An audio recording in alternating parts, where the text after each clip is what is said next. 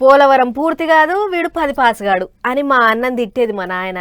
ఎప్పుడో నా చిన్నప్పటి సంది ఇంటున్న పోలవరం ప్రాజెక్టు గురించి ఆగో ఈగో అనుకుంటా ఏళ్ళు గడిచిపోయాయి. అయితే ఇప్పుడున్న కూటమి సర్కార్ ఊపు చూస్తుంటే ఇన్నొద్దులకు పోలవరం ప్రాజెక్టు పోటెత్తే రోజులు దగ్గర పడుతున్నట్టే అనిపిస్తున్నది.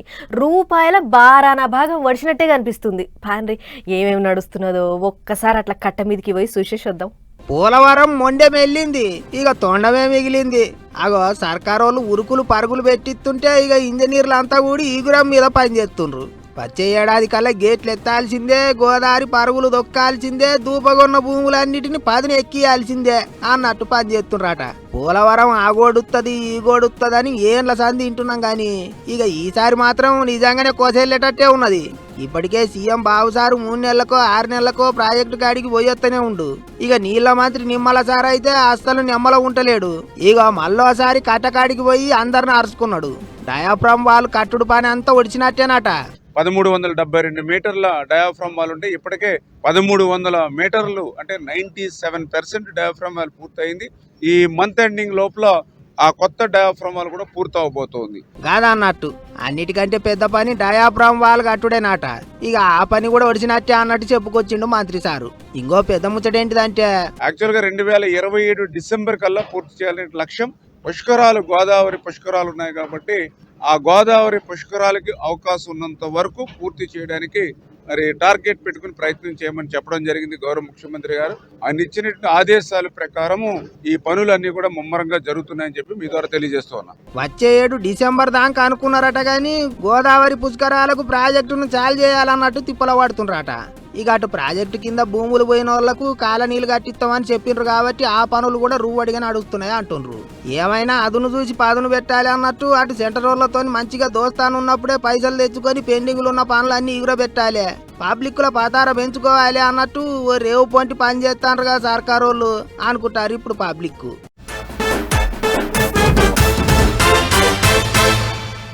ఖమ్మంలో భూదాన్ భూముల మీద వారం కింద ఎంత లొల్లైందో ఎరికే కదా. పేదోళ్ళ ఇండ్లను కూలగొట్టి రోడ్డున పడేసిర్రని పెద్ద లొల్లే నడిచింది. పాపం అక్కడి పబ్లిక్ అంతా రోడ్డున పడ్డట్టు అయ్యిర్రు. ఇప్పుడు దీని మీదనే అటు కార్ పార్టీ వాళ్ళు ఇటు కమలం పార్టీ వాళ్ళు వామపక్షాలతో కలిసి సర్కార్ మీదకి లొలికి దిగిర్రు. వీళ్ళు సాలదన్నట్టు ఇప్పుడు కవితక్క కొంత కొర్రీలు పెడుతుంది సర్కార్ వాళ్ళకు. వెలుగుమట్ల పంచాయతీ పెద్దగా అవుతుంది. రోజుకొకరు వస్తున్నారు, బాధితులను మందలిస్తున్నారు, పంచాయతీని రోజు కింద చదువుతున్నారు. పోయినోళ్ళు పోయినట్టే మందలిచ్చి వస్తున్నారు కానీ కవితక్కట కాదుల్లో వాళ్ళనే గుంపు చేసింది, వాళ్ళతోనే దీక్ష కూసుంది ఖమ్మంలో ఉన్న అంబేద్కర్ భవనంలా.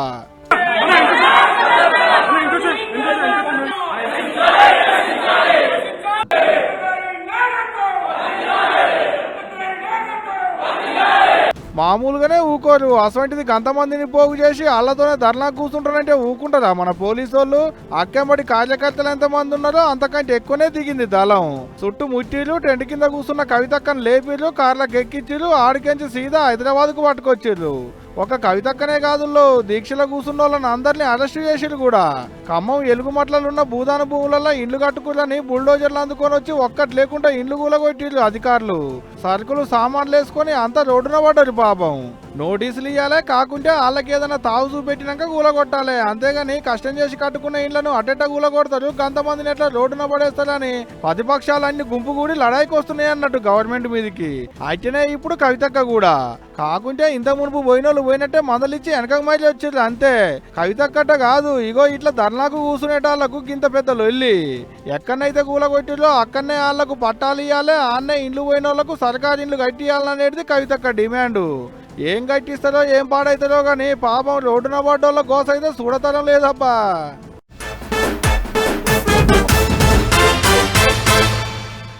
పొద్దుగాల 10 కొట్టిందంటే చాలు చెమటలు పడుతున్నాయి.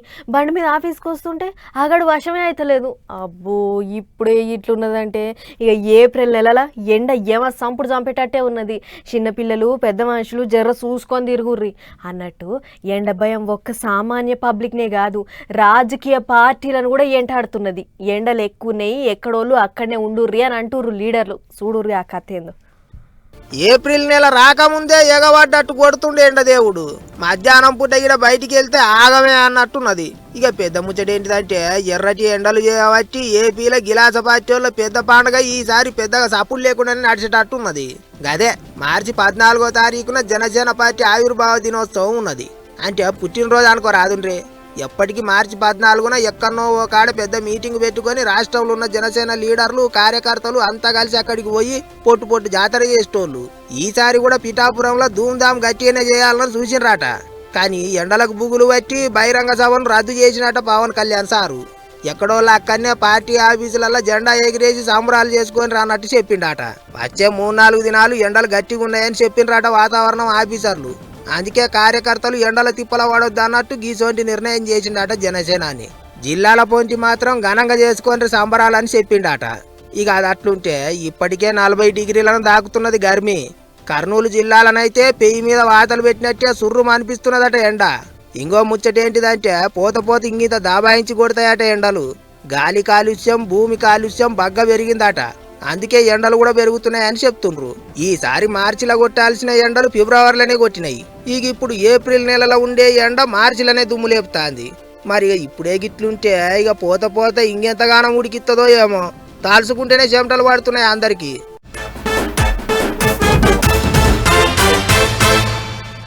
మొన్నటి వరకు షై పార్టీ వాళ్ళు అలా పార్టీ జిల్లాల అధ్యక్షులకు ట్రైనింగ్ కార్యం పెట్టిన ముచ్చట ఎరుకున్నదే కదా. ఆంధ్ర తెలంగాణ రాష్ట్రాలకెంచి అన్ని జిల్లాల అధ్యక్షులను పిలువనంపుకొని 10 వద్దులు ట్రైనింగ్ ఇచ్చారు. పార్టీ పథారాను ఎట్లెట్ల పబ్లిక్లకు తీసుకుపోవాలనో ఒక్కొక్కటి నూరిపోసిర్రు. అగో అట్లనే ఇప్పుడు కార్ పార్టీ వాళ్ళు కూడా అదే కార్యం ముంగటేసుకుర్రు. ముచ్చటేందుకు పురాగా తెలవాలంటే గీ వార్త చూడాల్సిందే. అగో మాజీ మంత్రులు మాజీ ఎమ్మెల్యేలు ఎమ్మెల్సీలు కొంతమంది కార్ పార్టీ ఎమ్మెల్యేలు మెడల కండువాలేం లేవు గాని కార్ పార్టీలు అంతా యానో మీటింగ్ పెట్టిరు అనుకుంటురా. ఇంకేడా మన హైదరాబాద్ లో ఉన్న గోల్కొండ రిసార్ట్ లా ఇవాళ బీఆర్ఎస్ వర్క్ షాప్ పేరుతోని కార్ పార్టీ లీడర్లకు ట్రైనింగ్ ఇచ్చేది కార్యం ముంగటేసుకున్నారు. కార్ పార్టీ వాళ్ళు కార్ను ఎట్టెట్ట పవర్లకు దేవాలను చెప్పుకుంటా పార్టీ లీడర్లకు ట్రైనింగ్ ఇస్తున్నారు అన్నట్టు. వచ్చే అసెంబ్లీ మీటింగులలో ఎటువంటి ప్రశ్నలు వేయాలి, గవర్నమెంట్ వాళ్ళు చెప్పేటి జవాబులకు ఎట్టెట్ట తిప్పి కొట్టాలనేది దాని మీద రావుల చంద్రశేఖర్ రెడ్డి సార్ పూసగుచ్చితే అసెంబ్లీలో నిబంధనలు సభ్యుల తరీకా గురించి ప్రొఫెసర్ నాగేశ్వరరావు సారు ట్రైనింగ్ ఇచ్చిండు. అంతేకాదు నీళ్ల మీద హరీష్ రావు సారు, సర్కారుల 6 గ్యారంటీల మీద మాజీ మంత్రి సబితక్క, సర్కారుల పనితీరు మీద తలసాని సీనన్నలు ఇట్లా ఒకరి తర్వాత ఒకరు మైకులు అందుకొని పొట్టు ముచ్చట్లు చెప్పారు.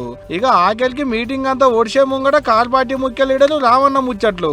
మల్ల ఓట్లకు తెలంగాణలో కార్ పార్టీ పదార పెంచాలనేది రామన్న చెప్పిన మాట.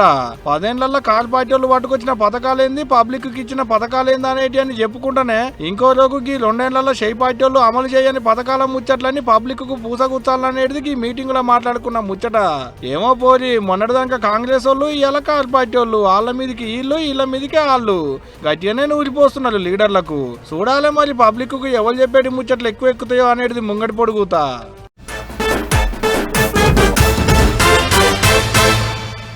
వెనకట మన తాతలు ముత్తాతలు మస్తు గట్టిగా ఉండేటోళ్ళు. 80 ఏళ్లే కాదు 100 ఏళ్ళు వచ్చినా గట్టిగా ఉంటాడు మనిషి. మోకాల నొప్పులు ఉండవు, కీళ్ళ నొప్పులు ఉండవు, కాళ్ళ నొప్పులు ఉండవు, కట్టె సాయం కూడా లేకుంటేనే నడిచేటోళ్ళు ఉండే. కానీ ఇప్పుడు 30 ఏళ్లకే ముసలోళ్ళు అవుతుర్రు చాలా మంది దాకా. అట్లా కావద్దు. వెనకటోళ్ళ లెక్కన గట్టిగా ఉండాలంటే ఏం చేయాలో ఇగో గీసారి చెప్తుండే నేను. వెనకటి నాటసారాలు షెల్కున్నోళ్ళు ఎమ్మెల్యే అనిరుదన్న మాటలు వింటే అయ్యా నువ్వు మాకు దేవుని అయ్యా అంటారు కావచ్చు పోండ్రి. అవు మరి మల్లోపాలి నాటసారాలు చూపెడతాడు నువ్వు. ఇదే ముచ్చట మీద అసెంబ్లీ మీటింగ్ లో కూడా మాట్లాడతాడట ఎమ్మెల్యే సారు. సార మీద గంతబాయిలం ఏందంటే వెనకట సార తాగినోళ్ళు 100-120 ఏళ్ళు పరాకతగా బతికేటోళ్ళు ఆట. ఓ కాళ్ళ నొప్పులుండేటి కావు, కీళ్ళ నొప్పులుండేటి కావు, అసలు ముసలోళ్ళ చేతిలో కట్టే ఉండేది కాదు. ఇప్పుడు 30 ఏళ్లకే ముసలోళ్ళు అవుతున్నారు. 50 ఏళ్ళు ఉంటే ఆడికే మా ఎక్కువ. అప్పటోళ్ళు గంత గట్టిగుండే తందుకు నాటుసారే కారణం అనుకొచ్చిండాట ఎమ్మెల్యే సారు. ఇప్పటోళ్ళు కూడా వెనకటోళ్ళ తీరుగా గట్టిగా ఉండాలంటే నాటుసార దుకాణాలు తెలవాల్సిందే, రోజుకో చెటాకెట్ కడుపులో పడాల్సిందే అనేది ఎమ్మెల్యే సార్ అంటున్న మాట.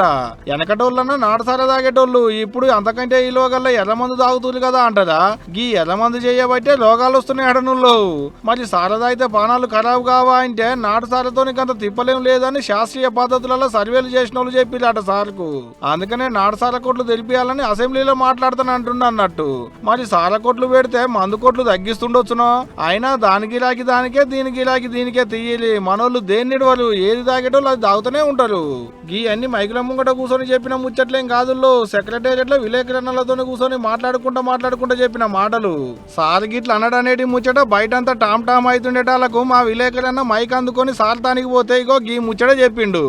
అప్పుడు తాగితే ఇప్పపోసారా మేము 110 సంవత్సరాలు మా తాత వాళ్ళు బ్రతికినారు. ఇప్పుడు ఈ చీప్ లిక్కర్లు వచ్చేటి బయటి దేశాల నుంచి వచ్చేటి ఎక్కువ ధర పెట్టి తాగినా కానీ కూడా 60 ఏళ్ళ కన్నా ఎక్కువ బతుకుతలేమని చెప్పి చెప్పడం జరిగింది. దీని గురించి కొంచెం నేను స్టడీ చేసి దీన్ని ఎట్లా ముందుకి తీసుకెళ్తే మన రాష్ట్రం నుండి మన ఎస్టీ సోదరులు ఎట్లా ఆర్థికంగా బాగుపడతారు, ఎట్లా మనం బయట దేశాల్లో ఉన్న టెకీలా కానీ జపాన్లో ఉన్న డ్రింక్స్ సేక్ కానీ మన ఫ్రాన్స్లో ఉన్న కోనియాక్ కానీ అవిటితో ఎట్లా ఇది కంపీట్ కావచ్చు, దానికన్నా ఈ డ్రింక్ ఎట్లా బెటర్ అని చెప్పి నేను అసెంబ్లీలో మాట అగనట ఇప్ప పూల సారతో తిప్పలే ఉండదు అనేది ఎమ్మెల్యే సార్ అంటున్న మాట. ఇంట్లో మా సొంతంగా రాసిందేం లేదు, మా సొంతంగా చెప్పిందేం లేదు. సార్ అన్న మాటలే మీకు చెప్తున్నాం. అడంక మమ్మల్ని అనొద్దు సుమా, మాకెందుకు గాపంచాదంతా.